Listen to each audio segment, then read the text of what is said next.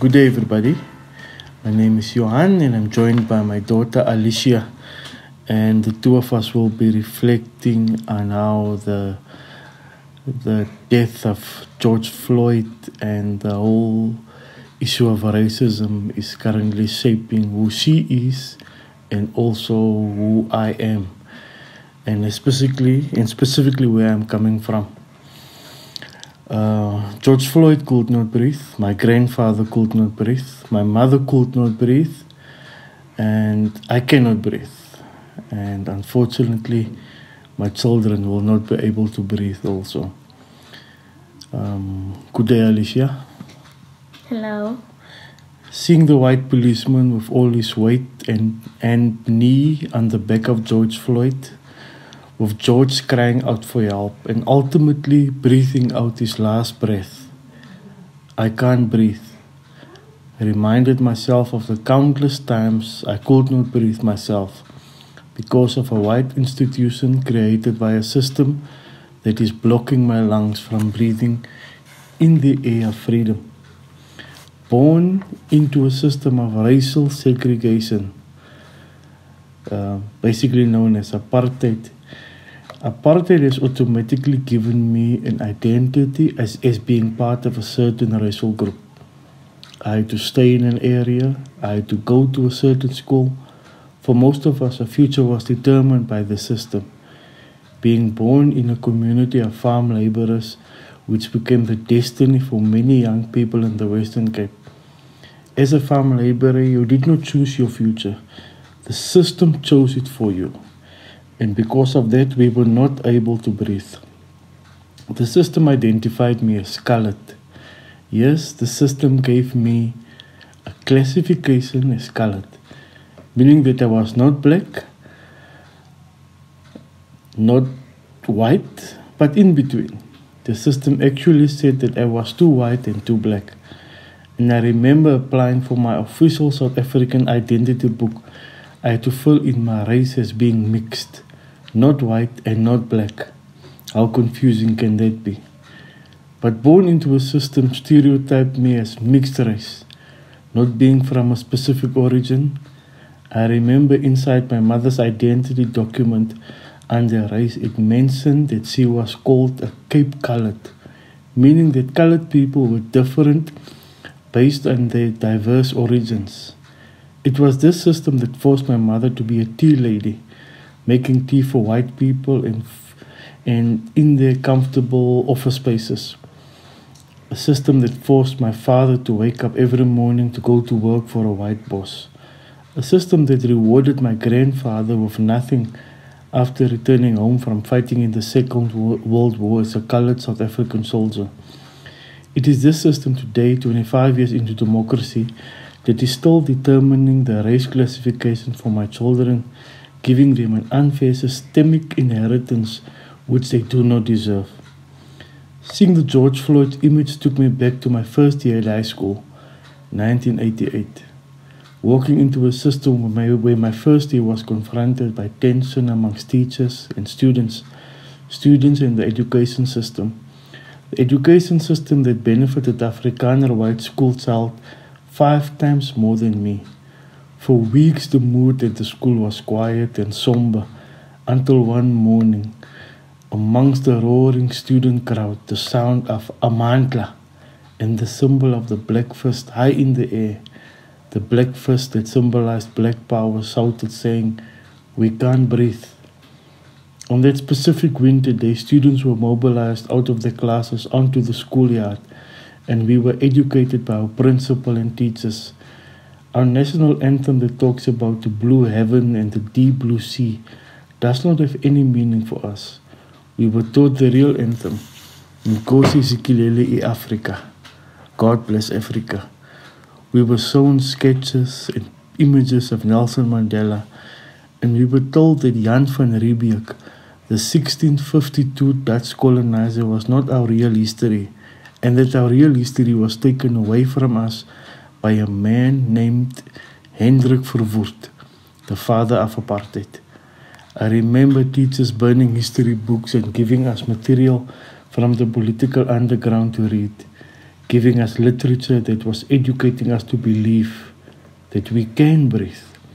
We were introduced to the armed struggle. We were called up to stand against the system that is beating the breath out of our lungs. This system that makes us to say we can't breathe. I remember my first year in high school was characterized by protest, lots of violence, police brutality, and the arrest of lots of young people. Knowing these truths made it complicated to talk to our parents, because the system they inherited made them to believe that the white man is right and that the white man's job is feeding us and that the white government is good for us and being black was a sin.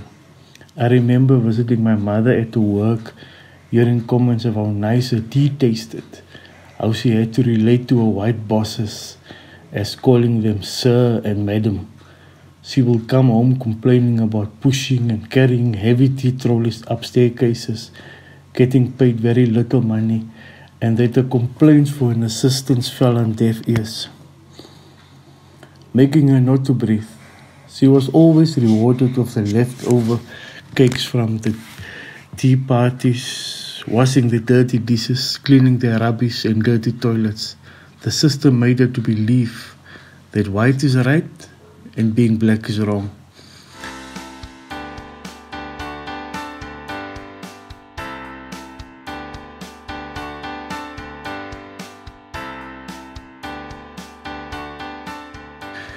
At my first year as a student in theology, I was confronted with the reality of a white God. Yes, a white God that makes white people superior, a white Jesus that lives in a white church.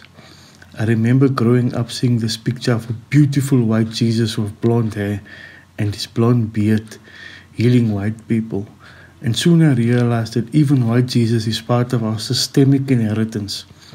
Befriending one of my theology lectures, I was soon introduced to Dietrich Bonhoeffer, the German theologian who died in a Nazi concentration camp.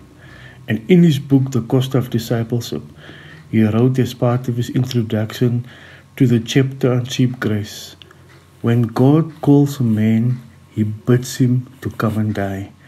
It is Bonhoeffer's passion for freedom and his resilience, knowing that freedom comes at a costly price, and that God or Jesus can be anyone who I want him or her to be.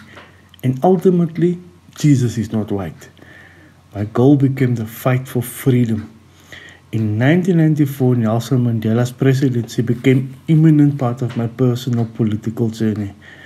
It was important in my search for freedom that to set my grandfather free from being a farm laborer, to set my mother free from being a tea lady, to set myself free from being called mixed race, I had to make sure Nelson Mandela became president, because I wanted to see my children free. I wanted to see Alicia free. Mandela becoming president for me literally meant that I could gain my freedom and we were able to defeat the system that were destroying us. In 2003, I got married to a beautiful lady from a different race. She was Tswana, but our families openly accepted our marriage. And when our first child was born, it symbolized for me that finally we've reached the stage where we can give her the freedom which we never had, the freedom to breathe. But soon the system fought against that freedom. The only difference was that instead of the system being white, the system became black. The system was not ready for our interracial marriage. My wife was called a traitor for getting married to someone that is not black. I remember one day my wife, while doing shopping with our firstborn on her back, a black woman asked her how much she got paid working for me. She explained, and the black woman got upset with her. It became evident that the system still had its knee on my wife's back and on us as a family, trying to stop us from breathing. This happened not once, but it happened often. At first we thought we will let it go, it will change at one time, but soon I realized that the system will not change. The system that enslaved my grandfather, my mother, my father, our family, is also going to enslave my children. It happened one day when my daughter came home from school asking me, what race she really is. In my desperation to explain, I realized it is too late. Already she cannot breathe. There is a system keeping its knee upon her back, and she is shouting by all means, I cannot breathe.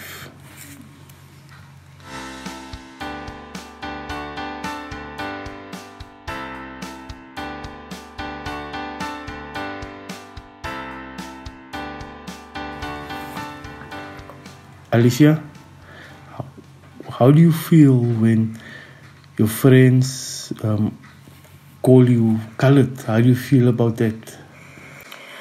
When my friends asked me, what is my race? I was so thinking on how am I going to tell them where do I come from?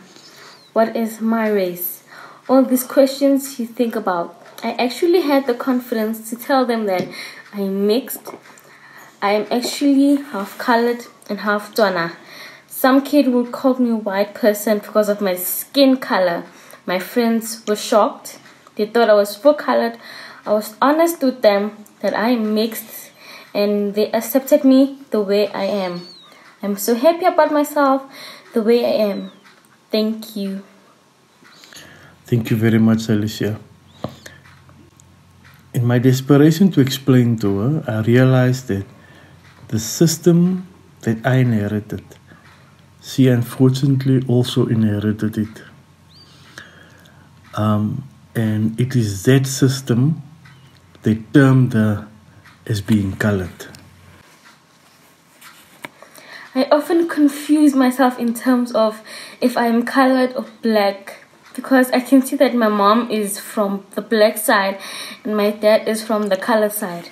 So it's basically two races, and I classify myself as a mixed race, and there is nothing I can do about it. I just have to accept the way I am, and I'm actually proud of being mixed race. George Floyd's death by a white policeman is not an isolated death of a white policeman it's not an isolated death of a white policeman pinning a black man down with his knee.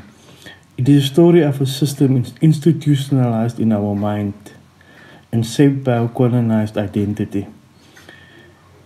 It is a story of a system that is aligned to a narrative in which a black person and others defined as non-white are displayed as subhuman, slaves, and of possessing less worth than white people. Shaping my colonized identity did not happen overnight. It happened over many years. White racial elites use verbal and physical violence to propagate racism at its feel of normalcy. It became right, and people started jokingly downplaying it as entitlement that I recorded a high right in our society. The policeman on top of George Floyd is the South African 1955 Group Areas Act that determined my race through apartheid. The policeman on top of George Floyd is the white farm owner that disowns farm laborers every day because he feels like it. The policeman on top of George Floyd is the white boss that my mother, as a tea lady, was working for, struggling to carry a tea trolley up the steps. The policeman on top of George Floyd is the black woman that is confronting my wife for marrying someone outside of her race. It is the system that is confronting Alicia with the question of who am I and where do I fit in this world. White racial elites influenced my grandfather to believe in the system, knowing the system would eventually destroy me and my children.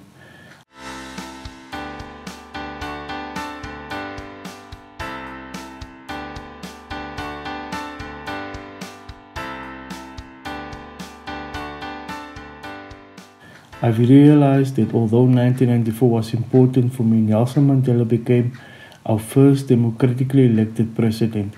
It is nevertheless sad that today the system that set us free has inherited so much of the emotional baggage that it is difficult for my own children today to breathe freely. I firmly believe there is no white South Africa or black South Africa. For my children to have a better tomorrow, there is only one South Africa for all. George Floyd could not breathe. My grandfather could not breathe. My mother could not breathe. I cannot breathe, and still Alicia cannot breathe. No one is born hating another person because of the color of his skin, or his background, or his religion. People must learn to hate. And if they can learn to hate, they can be taught to love. For love comes more naturally to the human heart than its opposite. This is taken from Nelson Mandela's book, Long Walk to Freedom, 1994. Thank you very much, Alicia.